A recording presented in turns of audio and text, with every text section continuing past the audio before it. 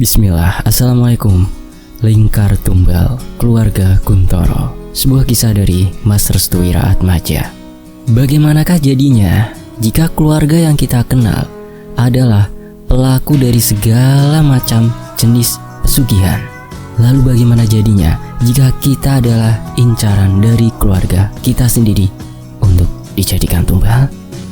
Astagfirullah. Dan sebelum saya melanjutkan lingkar tumbal keluarga Kuntoro ini, saya harus berdoa dulu. A'udzu bikalimatillahit tammati. Allahumma sholli ala sayyidina Muhammad sallallahu alaihi wasallam. Ini dia selengkapnya lingkar tumbal keluarga Kuntoro. Sebuah kisah dari Mas Restuwi Raatmaja.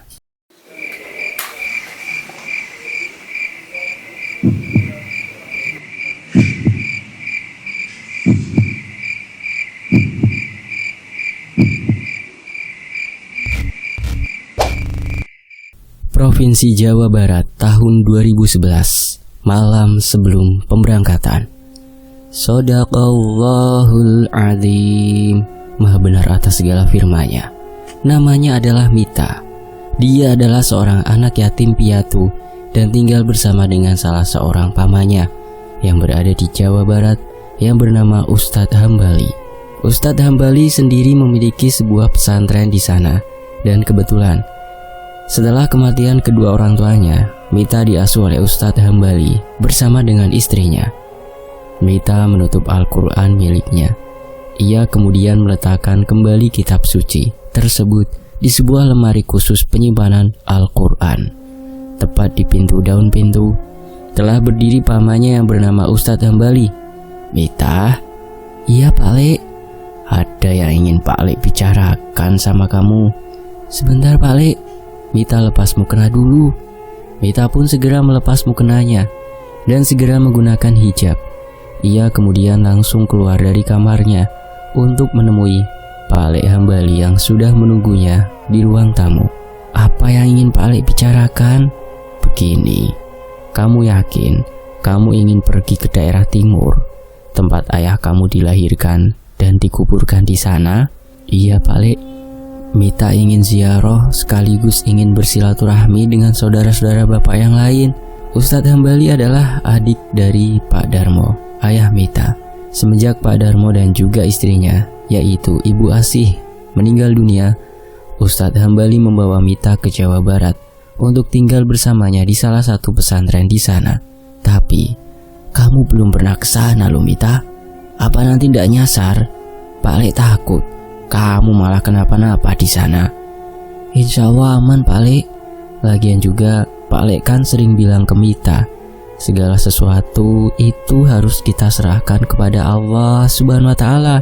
Apalagi jika kita niatnya baik, insya Allah akan mendatangkan kebaikan juga," ucap Mita saat mengingat kutipan-kutipan yang biasa Ustadz Hambali berikan kepada santri-santrinya. "Bukan itu yang Pak Lek khawatirkan Mita. Sudah hampir belasan tahun kita nggak pernah main ke sana, dan mungkin seharusnya kita tidak harus ke sana." Jelas Ustadz Hambali. Mita bingung, mengapa Pak Leknya sendiri seperti melarang Mita untuk mendatangi tempat tersebut? Bukankah saudara-saudaranya juga ada di sana? "Tapi apa alasannya Pak Lek?" tanya Mita. "Pak Lek nggak bisa jelaskan dan kasih tahu Mita. Tapi kamu jangan ke sana," ucap Ustadz. Mita hanya terdiam. Ia tidak mengatakan apapun. Seperti yang sudah-sudah terjadi, Pak Leknya ini jarang sekali memberikan larangan kepada Mita. Namun teruntuk kepergiannya menuju ke desa tempat ayahnya dilahirkan, sekaligus juga dikuburkan di sana, Pak Leknya seperti tidak rela jika Mita harus berkunjung ke sana. "Sekarang lebih baik kamu di sini saja. Bantu ibu dan juga Pak Lek buat ngajar ngaji anak-anak di sini."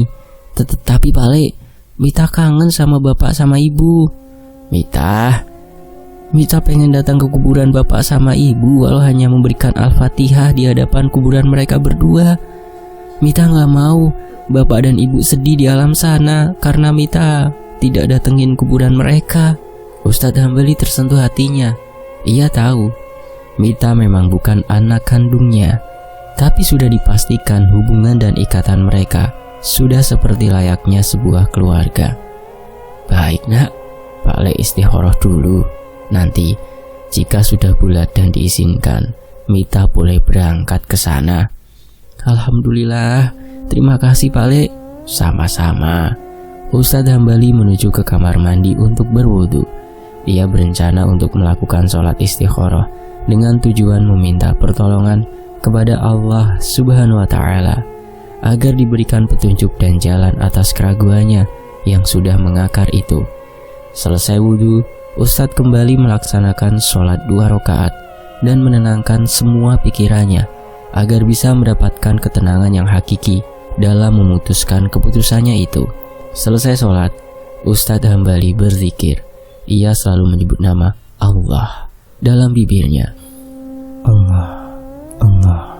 Berkali-kali Ustadz Hambali menyebutkan nama Allah dalam zikirnya agar dirinya bisa mendapatkan pertolongan dari Allah Subhanahu wa Ta'ala.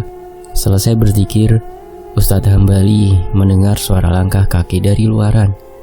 Lalu tidak lama kemudian, ada seseorang yang sudah berada di belakangnya. Allah, Allah. Ustadz Hambali tahu ada makhluk lain yang mendatanginya barusan. Ia berencana untuk memberikan sebuah pertanda khusus kepada dirinya terkait keraguan yang memenuhi hati dan pikirannya. Tidak lama kemudian, tepat di belakangnya, Ustadz Hambali mendengar suara orang mengucapkan kalimat yang sama seperti yang ia ucapkan sekarang. Allah, Allah. Tubuh Ustadz Hambali merinding seketika di saat lantunan zikir yang berada di belakangnya terus-menerus menggema. Ternyata makhluk gaib yang berada di belakangnya itu ikut berzikir dengannya. Ustadz Hambali terus fokus melafadzkan kalimat Allah sampai-sampai ia merasa jika di belakangnya sudah banyak jin muslim yang ikut berzikir kepadanya. Saat pikiran Ustadz Hambali sedang tertuju hanya kepada zikir, tiba-tiba ada sesuatu yang menepuk pundaknya sembari mengatakan sesuatu tepat di telinganya. Ojo ragu, ikhlas no Mita maring deso Ampiri. Begitu katanya. Jangan ragu, ikhlaskan Mita ke desa Ampiri. Ustadz Hambali langsung membuka kedua matanya. Ia kemudian segera melihat ke arah belakangnya, dan ternyata sudah tidak ada siapa-siapa. Namun saat dirinya sedang berzikir, Ustadz Hambali sangat yakin ada banyak jin muslim yang mengikutinya. Mungkin ini petunjuk yang Allah berikan lewat makhluk ciptaannya. Alhamdulillah. Keesokan harinya, Ustadz Hambali bersama dengan istri dan 1 orang anaknya mengantarkan Mita ke sebuah terminal yang dekat dengan rumahnya. Mita, ini lokasinya. Nanti kamu harus ke rumah orang yang sudah tertulis di kertas ini. Ingat ya, kamu hanya Pak Le kasih waktu 1 minggu. Jika lebih dari itu, Pak Le akan menyusul kamu ke sana, ucap Ustadz Hambali. Siap Pak Le, Mita ngerti kok. Mbak Mita jangan lama-lama ya, ucap Afan, anak satu-satunya dari Ustadz Hambali. Salim dulu ke Mbak Mita, ucap Ustadz Hambali kepada Afan. Mbak berangkat dulu ya Afan. Hati-hati ya Mbak. Assalamualaikum. Waalaikumsalam. Mita segera menaiki bus yang mengarah ke daerah timur. Tampaknya ini akan menjadi sebuah perjalanan yang lama bagi Mita sendiri. Dalam hatinya, ia bersyukur bisa tinggal bersama dengan Ustadz Hambali dan juga keluarganya, karena tanpa sadar, Ustadz Hambali telah menanamkan karakter baik yang kuat untuk dirinya sendiri. Selama dalam perjalanan berlangsung, Mita lebih banyak untuk membaca zikir dan sholawat seperti apa yang dipinta oleh Ustadz Hambali. Segala ajaran yang telah diberikan Ustadz Hambali, Mita benar-benar lakukan dengan baik agar bisa menjadi pribadi yang baik juga. Singkat perjalanan, Mita dibangunkan oleh kondektur bis karena tertidur lelap akibat jarak perjalanan yang cukup jauh. Dia tak sadar jika perjalanannya sudah hampir sampai. Mbak, turun gimana Mbak? Suara dari kondektur bis itu benar-benar menggema hingga membangunkan Mita yang tertidur sedari tadi. Wajar saja, perjalanan menuju ke tempat pamannya cukup jauh. Apalagi saat itu banyak sekali perbaikan jalan yang berada di sekitaran daerah timur. Aku turun di pinggir jembatan itu Mas. Oke. Bis pun memperlambat laju kecepatannya. Tampaknya ada juga beberapa penumpang yang ikut turun di tempat yang sama seperti Mita. Kini Mita akan menuju ke tempat desa ayahnya saat dilahirkan yang berada di daerah timur yang kental akan tradisi dan adat istiadat yang masih dipegang erat sampai sekarang. Mita yang turun bersama beberapa penumpang sempat bertanya-tanya tentang lokasi yang ia cari. Tampak juga beberapa tukang becak yang berdatangan untuk menawarkan tumpangan dengan harga yang masih sangat murah. Oh begitu, kalau boleh tahu siapa nama pamannya dan sebagai apa di desa tersebut? Mita pun segera mengeluarkan secari kertas yang menjadi sebuah petunjuk dari pamannya yang berada di daerah Jawa Barat tersebut. Desa Ampiri, namanya Bapak Hendro, pos beras desa Pak. Pak Hendro? Bapak kenal? Entah mengapa raut wajah dari tukang becak tersebut tampak berubah dengan seketika. Yang awalnya tampak ceria, kini wajahnya berubah menjadi raut wajah penuh ketakutan. Iya Mbak, saya kenal. Walah, kalau begitu tolong antarkan saya ke tempat Pak Hendro ya, ucap Mita. Tukang becak itu hanya mengangguk. Ia pun mempersilahkan kepada Mita untuk menaiki becaknya. Desa Ampiri, desa yang dipenuhi dengan sawah, dan rata-rata penduduk di sana memang menjadi seorang petani. Desa ini benar-benar terkenal sangat subur dan penghasil beras tertinggi di wilayah timur. Salah satunya paman Mita yang bernama Pak Hendro adalah orang yang terkemuka di desa Ampiri tersebut. Bisa dibilang Pak Hendro merupakan bos beras dan memiliki banyak ladang sawah hingga ditunjuk sebagai koordinator masalah suplai beras ke berbagai tempat yang ada di wilayah Pulau Jawa. Selama dalam perjalanan, Mita melihat sekitaran desa yang penuh dengan sawah. Ia juga melihat beberapa petani yang sedang membajak sawah karena masa tanam telah tiba. "Wir, sopo kui?" teriak salah seorang petani dari kejauhan saat mendapati Mita sedang menaiki becak miliknya kepada tukang becak yang disapa dengan panggilan Wir itu. "Siapa itu Wir?" "Ini saudaranya Kang Hendro," jawab tukang becak tersebut. Mita langsung menatap ke arah petani itu. Lalu ia tersenyum sebagai tanda penghormatan kepada petani tersebut. Namun, bukannya dibalas dengan senyuman. Justru petani itu merasa panik dengan hadirnya Mita yang memasuki desanya. Ia kemudian berlari sembari meneriakkan nama Wir beberapa kali. "Wir, tungguin aku Wir, aku belum selesai tanya weh." Namun tukang becak yang disapa dengan panggilan Wir itu terus mengayuh becaknya dan berusaha menghindari ajakan komunikasi dari petani tersebut. "Pak, kok nggak berhenti dulu? Kasihan itu petaninya ngejar kita sampai susah payah," jelas Mita kepada tukang becak tersebut. "Biarin aja Mbak, di desa ini orangnya kepoan semua. Jadi kalau ada penduduk asing yang masuk ke desa ini pasti diwawancara habis-habisan," jelas tukang becak tersebut. "Oh begitu ya."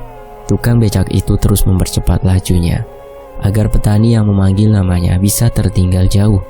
Namun dari kejauhan, petani itu berteriak dengan kencang, "Wir, jangan dibawa ke Kang Hendro." Tiba-tiba ban becak yang ditumpangi oleh Mita oleng dengan sendirinya karena menginjak sesuatu. Mita sempat panik saat becak itu ingin mengarah ke sawah salah satu warga desa. Namun karena sudah berpengalaman, becak tersebut akhirnya bisa dikendalikan dengan baik. Tukang becak itu pun menghentikan becaknya di pinggir jalan. Ia merasa ada sesuatu yang baru saja dilindas olehnya barusan. "Pak, ada apa?" Tukang becak itu berjalan perlahan ke arah sebuah jalan yang sudah dilewatinya. Ia melihat seekor ular yang tidak terlalu besar sudah mati terlindas akibat laju becaknya tersebut. Mita pun segera turun dari becak tersebut. Ia kemudian melihat tukang becak itu sedang mengangkat tubuh ular yang sudah mati. "Pak, itu ular?" "Kodok neng, ya udah jelas ini ular." Mita pun mendekati tukang becak tersebut. Ia tidak menyangka jika ada ular yang melintas ke jalanan dan becak yang ditumpanginya melindas ular tersebut hingga mati. Tukang becak tersebut segera membuang ular itu ke semak belukar yang berada di pinggiran jalan. "Pak, aman kan?" tanya Mita. Tukang becak itu masih melihat seorang petani yang masih mengejarnya. Ia kemudian menggeleng-gelengkan kepalanya kepada petani tersebut, seperti memberi isyarat tertentu. Petani yang berada di kejauhan memberikan jawaban dengan menempelkan tangan kanannya ke kepala, sebagai pertanda ada sesuatu yang akan terjadi setelah tukang becak tersebut melindas seekor ular hingga mati. "Kataku juga apa? Jangan dibawa ke sana!" teriak petani itu. Mita kebingungan sebenarnya apa yang sudah terjadi dan mengapa dirinya tidak mengerti sama sekali terkait apa yang diucapkan oleh petani tersebut kepada tukang becak itu. "Pak, ada apa ya?" tanya Mita. "Mbak, saya boleh tanya?" tanya tukang becak itu kepada Mita. "Boleh, Pak." "Sebelum kita lanjut, aku mau tanya. Mbak ini saudara aslinya Kang Hendro. Siapa kedua orang tua Mbak?" Mita pun merasa aneh. Mengapa orang ini sangat ingin tahu terkait dirinya dan kedua orang tuanya yang sudah meninggal dunia? "Saya saudara asli Kang Hendro. Kedua orang tua saya sudah meninggal dunia. Namanya Pak Darmo dan Ibu Asih. Saya tinggal bersama dengan adik bapak saya yang bernama Ustadz Hambali di Jawa Barat." "Kenapa gitu?" tanya Mita. Tukang becak tersebut menelan ludahnya sendiri. Ia tidak percaya jika Mita benar-benar saudara asli dari Kang Hendro. "Pak?" tanya Mita sembari mengarahkan tangannya ke wajah tukang becak tersebut. Iya Mbak, ada apa?" Tukang becak tersebut tak bisa berkata apa-apa lagi. Ia hanya menatap Mita dengan tatapan yang aneh. "Pak, ini masih jauh nggak?" tanya Mita. Iya Mbak, bentar lagi kok." "Ya ayo berangkat Pak." Akhirnya tukang becak itu membawa Mita menuju ke tempat Pak Hendro. Walaupun dari raut wajahnya masih tersimpan rasa takut yang begitu dalam. Setibanya di dekat rumah Pak Hendro, tukang becak itu menghentikan becaknya. Ia tidak mau maju lebih jauh sampai benar-benar tepat di hadapan rumah Pak Hendro. "Mbak, sampai sini aja ya." "Oh iya Pak, ini uangnya." Mbak, kenapa Pak?" "Jangan kasih tahu ya kalau saya yang anterin Mbaknya sampai di sini." "Kenapa emangnya Pak?" "Nggak ada apa-apa Mbak." Tukang becak itu akhirnya pergi meninggalkan Mita sendirian di dekat sebuah pohon yang jaraknya sudah tidak terlalu jauh dengan rumah Pak Hendro. Perlahan Mita pun melangkah menuju ke rumah Pak Hendro. Dia memberanikan diri untuk ke tempat pamannya, hanya untuk mengetahui teka-teki kematian kedua orang tuanya yang sampai detik ini belum diketahui penyebabnya. "Assalamualaikum Pak, Bu." Mita datang ke desa Ampiri, desa tempat ayah lahir. Katanya di situ banyak saudara bapak. Siapa tahu Mita bisa mengetahui penyebab kematian dari ibu dan juga bapak. Perlahan Mita pun memberanikan diri untuk menuju ke salah satu rumah yang disebut-sebut sebagai rumah dari Pos Beras Desa Ampiri, atau yang dikenal dengan nama Juragan Kang Hendro. Tok tok tok. Mita mengetuk pintu sebanyak 3 kali. "Assalamualaikum," ucap salam Mita sembari memperhatikan sekitaran rumah pamannya. Tampak dengan jelas raut wajah para warga yang melihat seorang pendatang yang mendatangi desa Ampiri. Mereka seperti tidak menyukai dengan kehadiran Mita. Mita sendiri tidak tahu mengapa raut wajah para warga menampakkan raut wajah yang kurang mengenakan. Tidak berselang lama, pintu terbuka dan keluarlah seorang wanita berusia 18 tahun yang perkiraan umurnya sama seperti dengan Mita. "Waalaikumsalam. Cari siapa ya Mbak?" ucap wanita tersebut.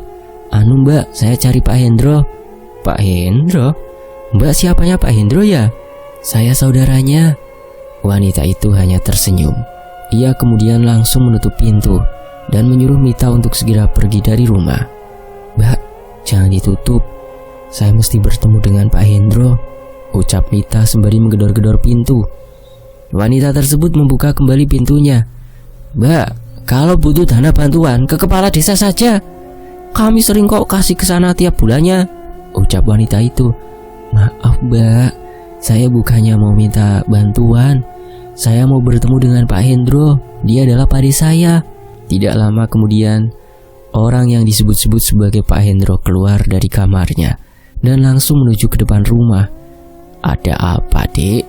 tanya Pak Hendro. "Ini Pak, ada perempuan yang ngaku-ngaku sebagai ponakan Bapak. ucap perempuan parubaya itu yang ternyata adalah anak dari Pak Hendro sendiri. "Kamu siapa?" tanya Pak Hendro. Mita langsung mengarahkan tangannya dan menyalami tangan Pak Hendro. "Saya Mita, Pak, anak dari Pak Darmo dan Ibu Asih. Saya datang ke sini karena pengen ketemu Bapak." "Mita? Ini kamu?" "Iya, Pak." "Astaga, sudah besar sekali kamu, Nak. Mari masuk." Mita pun segera masuk ke dalam rumah. Sedangkan anak dari Pak Hendro sendiri, ia merasa kebingungan dengan tingkah ayah yang tidak jelas sama sekali. "Silakan duduk sebentar ya." "Bu, Ibu." Tidak lama kemudian keluarlah istri dari Pak Hendro. "Iya, Pak." "Ini Mita, Bu, anak dari Darmo dan Asih." "Hah? Ini Mita?" tanya istri Pak Hendro. "Iya, Bu, saya Mita." "Astaga, kamu udah besar banget. Kamu sendirian kesininya?" tanya istri Pak Hendro. "Iya, Bu, sendirian." "Turun di mana?" "Di jembatan sebelum masuk desa." "Masuk desanya jalan kaki?" "Pakai becak, Bu." Istri dari Pak Hendro segera menatap wajah Pak Hendro. "Pak." "Iya, Bu, Bapak paham." "Oh ya Mita, namaku Gusti." "Mita boleh manggil Bude dengan panggilan Bude Gusti." "Siap Bude Gusti." "Nah, kalau yang ini anak Bude, namanya Dita." Mita langsung mengarahkan senyumannya kepada Dita. Namun Dita yang terlihat sangat cuek, benar-benar tidak peduli dengan apa yang dikatakan oleh ibunya tersebut. "Dita, tidak boleh gitu.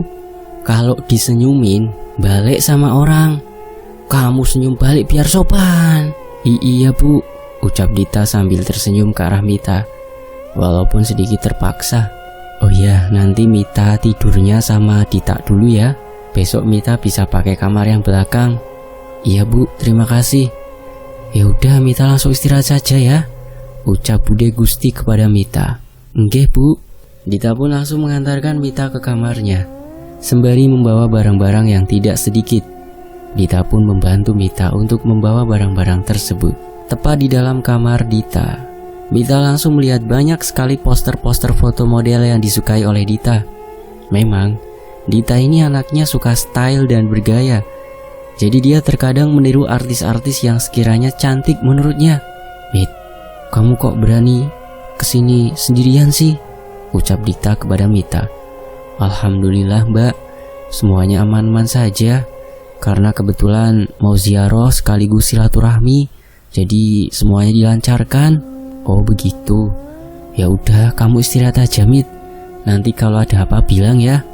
"Iya, Mbak." Malam harinya setelah Mita selesai melaksanakan sholat Isya, ia menatap berkeinginan untuk melihat luaran rumah warga. Namun saat dirinya ingin membuka pintu, tiba-tiba Dita melarangnya. "Jangan keluar sehabis Isya ya, Mit." "Kenapa emangnya, Mbak?" "Nanti ada lampor." "Lampor? Lampor itu apa, Mbak?" "Keranda terbang." "Kamu tidak tahu tentang lampor ya?"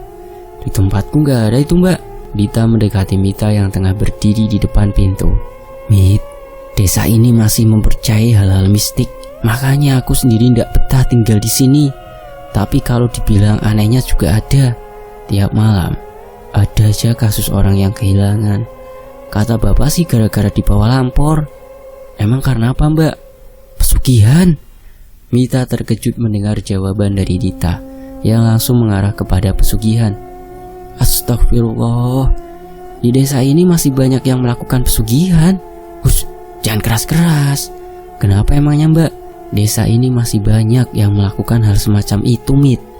Apalagi kamu pendatang, kamu bisa saja dijadiin tumbal." "Innalillahi, jangan gitu dong, Mbak."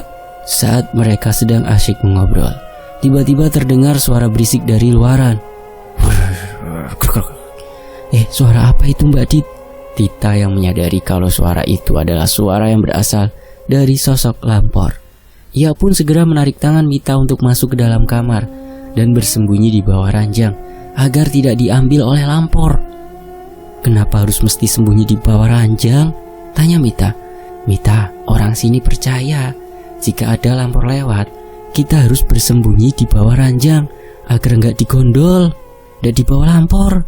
Suara lampor masih terdengar jelas. Sepertinya lampor tersebut sedang mencari targetnya untuk dijadikan tumbal. Tidak lama kemudian, suaranya langsung menghilang. Dita pun langsung menyuruh Mita untuk beristirahat. Syukurlah sudah lewat. Lampornya gak bakal balik lagi kan? Tanya Mita. Lampor hanya melewati rumah yang bukan targetnya hanya sekali. Jadi setelah menghilang, lampor itu gak akan kesini lagi. Mita memahami hal itu. Namun yang membuat dirinya tidak bisa habis pikir adalah ternyata desa yang sekarang ia tempati adalah desa yang memiliki mitos yang sangat mengerikan. Dan benar saja, keesokan harinya terdengar rumor yang mengerikan yang berada di desa itu beredar sangat cepat di warga sekitar. Ada salah seorang warga yang ditemukan tewas di dekat sungai. Katanya orang tersebut ketika malam hari menghilang secara misterius. Warga percaya bahwa orang itu adalah target dari lampor yang semalam mengelilingi desa. Setelah diselidiki ternyata korban yang meninggal dunia akibat digondol lampor adalah tukang becak yang mengantarkan Mita menuju ke rumah Pak Hendro. Innalillahi wa inna ilaihi raji'un. La ilaha illallah, la ilaha illallah, la ilaha illallah, Muhammadur Rasulullah. Para warga tidak menyangka jika orang yang berada di dalam keranda tersebut adalah seorang tukang becak yang bernama Jawir. Dia menjadi korban dari teror lampor yang menyerang desa Ampiri. Wir, wes aku kandhani kowe ora gelem nurut maring aku. Kabeh wong desa nang kene wes paham, Wir. Kematian Jawir sendiri ternyata adalah sebab akibat dari apa yang ia lakukan sendiri.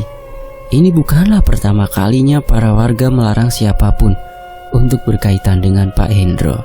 Sudah banyak korban yang memang berjatuhan ketika mengantarkan tamu ke depan rumah Pak Hendro, atau sekedar mengantarkannya dan menunjukkan rumah Pak Hendro sendiri.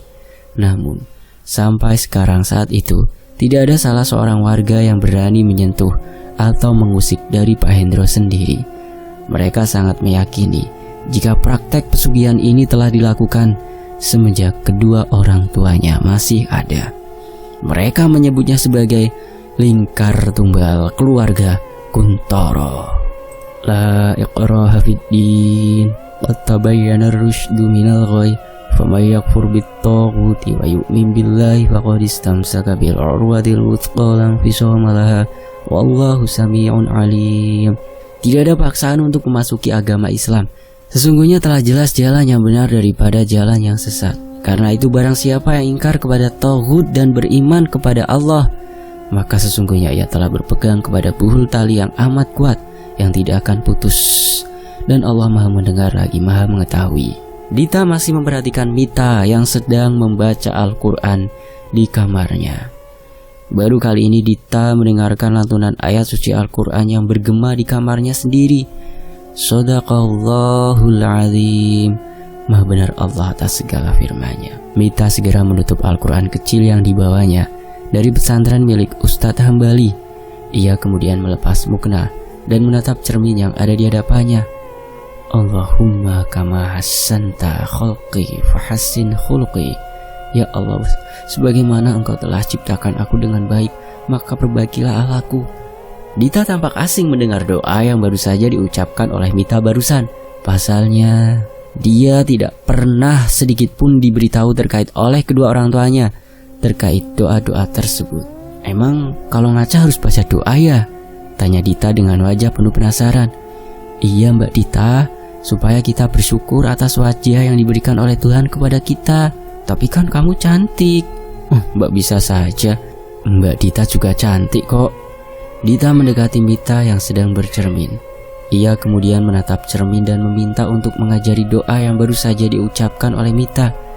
Coba cari aku doa itu. Boleh Mbak. Mita pun mengajari Dita bacaan doa bercermin secara perlahan. Allahumma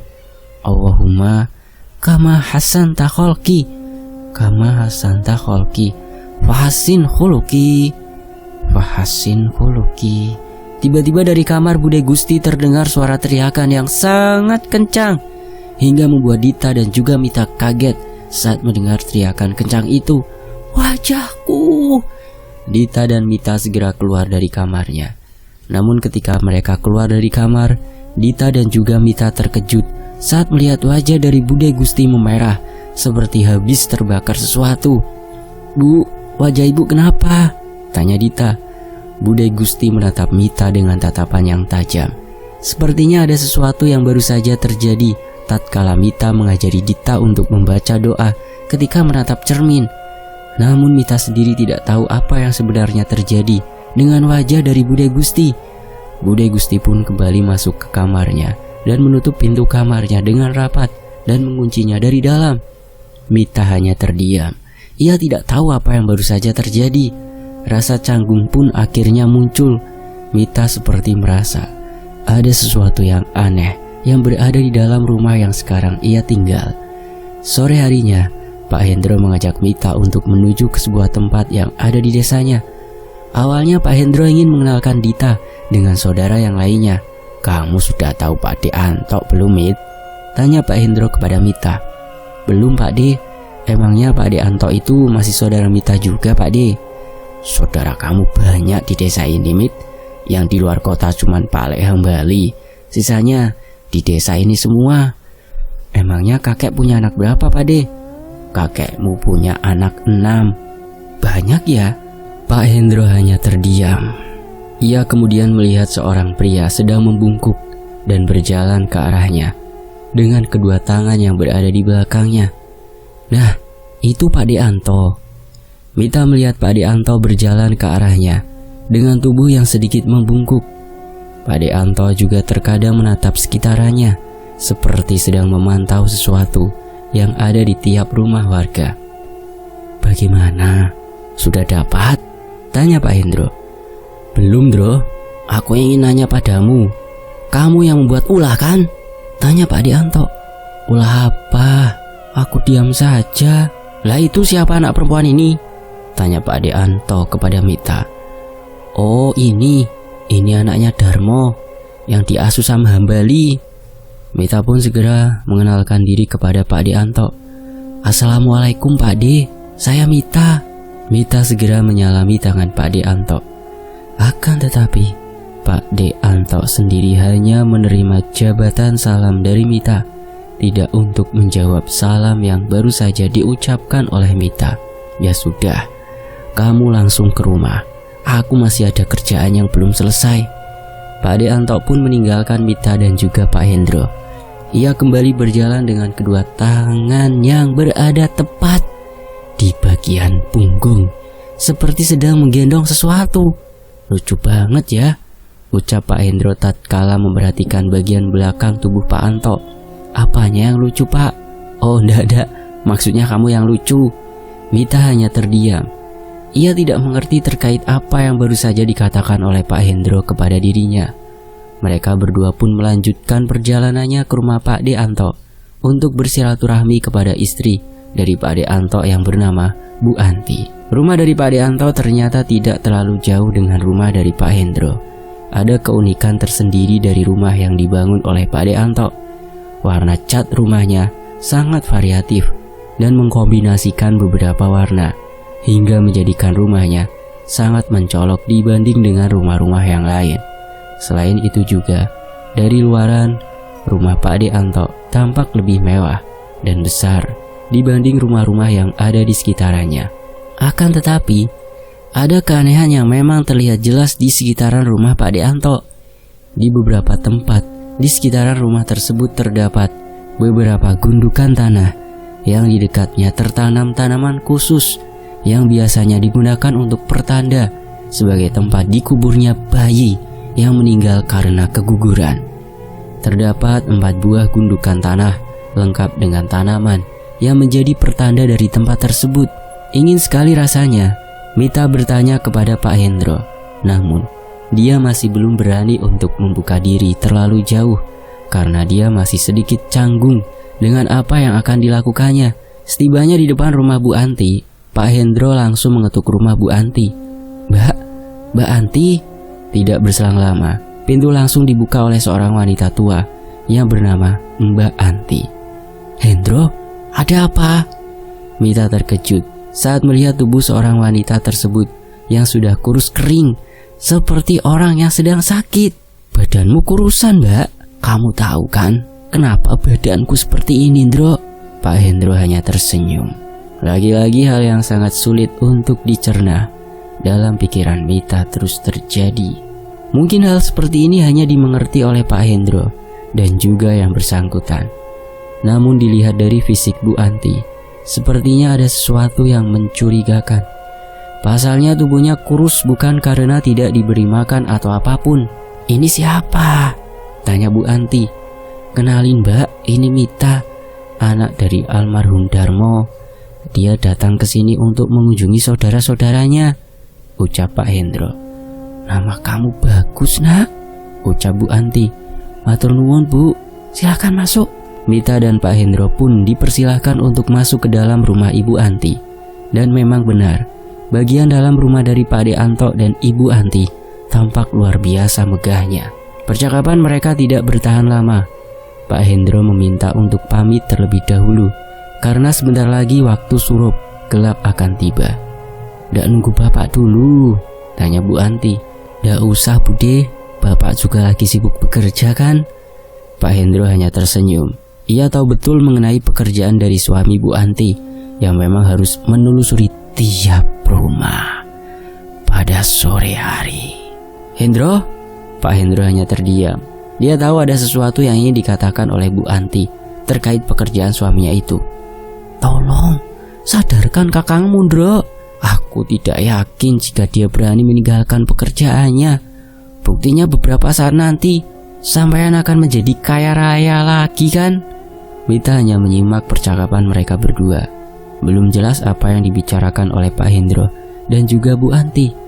Keduanya seperti membahas hal khusus yang memang Mita sendiri tidak mengetahuinya.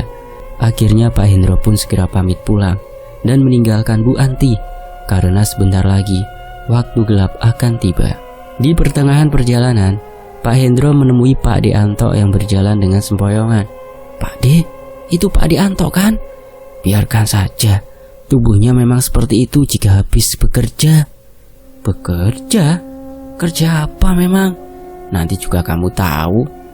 Pak De Hendro membiarkan Pak De Anto yang melewatinya. Mita yang melihat tubuh Pak De sempoyongan merasa kasihan. Ia juga sempat berpikir, apakah pekerjaan yang dilakukan oleh Pak De Anto seberat itu? Namun semuanya berubah. Keesokan harinya, hal yang terduga terjadi kepada Pak De Anto. Ia berhasil mendapatkan target yang ia inginkan. Hal yang sudah terjadi pun akhirnya berubah dengan pesat setelah Mita berkunjung ke rumah Pak De Anto. Rumah dari Pak De Anto kedatangan banyak sekali orang-orang yang mengantarkan barang-barang yang dibelinya dari kota. Dimulai dari 1 unit motor, kulkas, dan bahkan rumah dari Pak De Anto ingin direnovasi agar terlihat lebih mewah. Padahal dari banyaknya rumah di sekitaran desa Ampiri, rumah dari Pak De Anto lah yang menjadi pusat perhatian para warga. Kehidupan Pak De Anto berubah total semenjak dirinya sering mengelilingi rumah warga tiap waktu sore. Sebenarnya istri dari Pak De Anto sendiri telah mengingatkan terkait resiko yang ia lakukan, namun Pak De Anto tetap cuek. Ia bahkan tidak memperdulikan istri maupun saudaranya sendiri seperti Pak Hendro dan yang lainnya.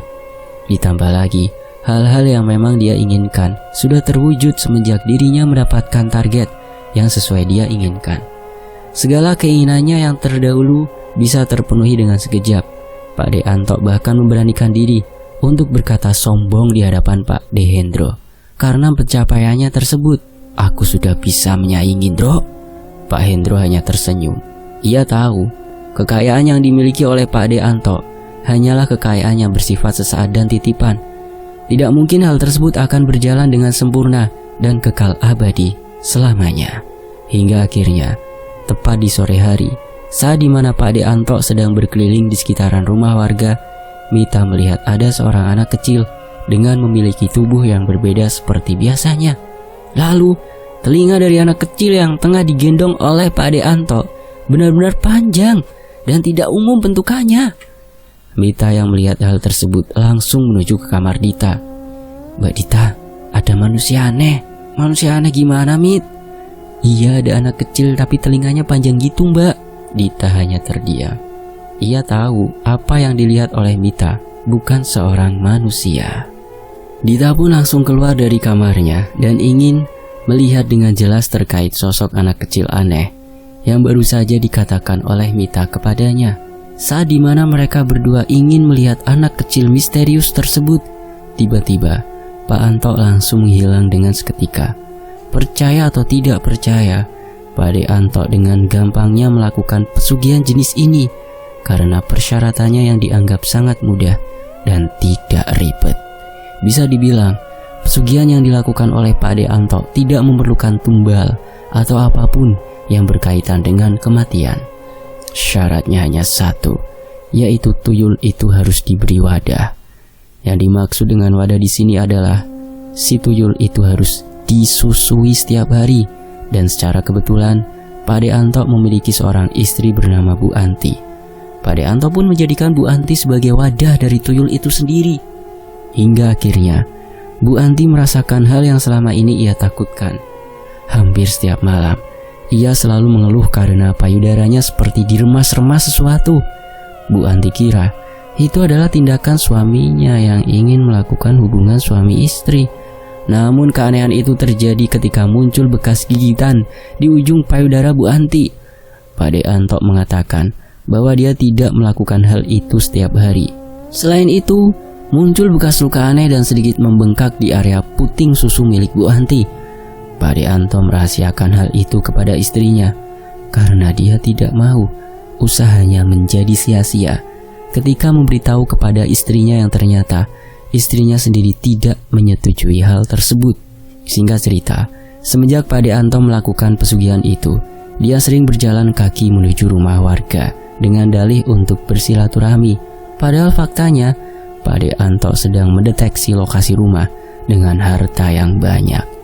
Ia seringkali melihat satu persatu rumah warga. Selain itu, ia juga mencari tahu siapa saja yang panen padinya banyak. Dari situlah Pak De Anto akan mengincar target dengan panen terbanyak. Setelah Pak De Anto berkeliling ke tiap rumah-rumah, ia mendapatkan seorang target. Korban pertamanya adalah Bapak Dirham. Pak Dirham pernah mendapati Pak De Anto main ke rumah pada sore hari. Awalnya Pak Dirham mengira Pak De Anto hanya sekedar main, namun ternyata anak dari Pak Dirham bernama Bagus melihat sosok anak kecil botak dengan telinga yang panjang dan berlendir. Bagus ketakutan dan berteriak-teriak bahwa ada sosok anak kecil di belakang tubuh Pak De Anto. Pak Dirham yang melihat itu awalnya hanyalah hal biasa. Namun ketika malam hari, dengan sekejap seluruh harta benda istrinya yaitu Bu Tuti menghilang dengan seketika. Perhiasan dan uang senilai 10 juta rupiah hilang dengan raib di lemari Ibu Tuti. Atas kejadian tersebut, seluruh keluarga Pak Dirham geger akan hal itu. Akhirnya para warga menelusuri keluarga Pak De Anto. Namun anehnya, tidak ada tanda-tanda yang mendukung bahwa Pak De Anto yang mencuri seluruh hartanya. Warga kemudian beramai-ramai mendatangi rumah Pak De Anto. Mereka menuntut kepada Pak De Anto bahwa dialah dalang dari kehilangan uang dan perhiasan milik Pak Dirham dan Bu Tuti. Namun, sebelum para warga berdatangan menuju rumahnya, Pak De Anto memberitahu kepada istrinya untuk berlindung dan menghindari dari kejaran warga. "Bu, kamu pakai mantel yang besar ya jika warga berdatangan," ucap Pak De Anto. "Kenapa emangnya, Pak? Udah pakai aja," pinta Pak De Anto. Akhirnya Bu Anti pun menggunakan mantel besar yang dia miliki. Tepat setelah Bu Anti menggunakan mantel besar itu, seluruh warga berdatangan. Mereka menuntut pertanggungjawaban atas hilangnya uang dan perhiasan milik Pak Dirham dan Bu Tuti. Warga yang emosi terlebih dahulu langsung meminta kepada yang lainnya untuk segera membakar rumah Pak De Anto. "Bakar rumahnya! Bakar!" teriak warga. "Kampung ini harus bersih dari pesugihan!" jelas warga lainnya. Namun sebelum para warga membakar rumah, akhirnya Pak De Anto dan Bu Anti pun keluar. Mereka terkejut ketika banyak warga mengangkat arit, golok, dan opor untuk mengepung keduanya. "Ada apa ini? Ada apa?" tanya Pak De Anto. "Sudah Pak, jangan banyak bicara. Kalian berdua melakukan pesugihan kan?" tanya warga. "Apa buktinya?" tanya Pak De Anto. Dibawalah Bagus, anak Pak Dirham, untuk mencari tuyul itu. Pak Dirham akhirnya menyuruh Bagus untuk mencari tuyul yang dimaksud itu. "Nak, coba kamu cari, ada nggak tuyulnya?" pinta Pak Dirham. Akhirnya Bagus pun dipersilakan untuk masuk ke seluruh ruangan rumah. Namun ketika dia mengecek ke seluruh ruangan, Bagus tidak menemukan tuyul tersebut. "Ada nggak tuyulnya?" tanya Pak Dirham. "Nggak ada, Pak," jawab Bagus. Para warga pun mulai kebingungan. Mereka saling bertanya-tanya, bagaimana bisa Bagus salah melihat tuyul tersebut? "Gak ada bukti kan?" tanya Pak De Anto. Bu Anti menarik baju Pak De Anto dan mengatakan hal yang mengejutkan. "Pak, payudaraku sakit." "Jelas Bu Anti." "Tahan sedikit, tunggu warga bubar," pinta Pak De Anto. Ternyata Pak De Anto menyuruh Bu Anti menggunakan mantel yang besar adalah untuk menutupi si tuyul dari pandangan Bagus. Akan tetapi, tuyul yang disembunyikan di dalam mantel tersebut malah menggigiti puting payudara dari Bu Anti. Dan untungnya, bersamaan dengan itu, para warga pun membubarkan diri. Rencana Pak De Anto berhasil dengan mulus. Namun setelah kejadian itu, istrinya sakit tidak jelas. Sudah diperiksa kemana-mana, tetap saja tidak ada tanda-tanda kesembuhan.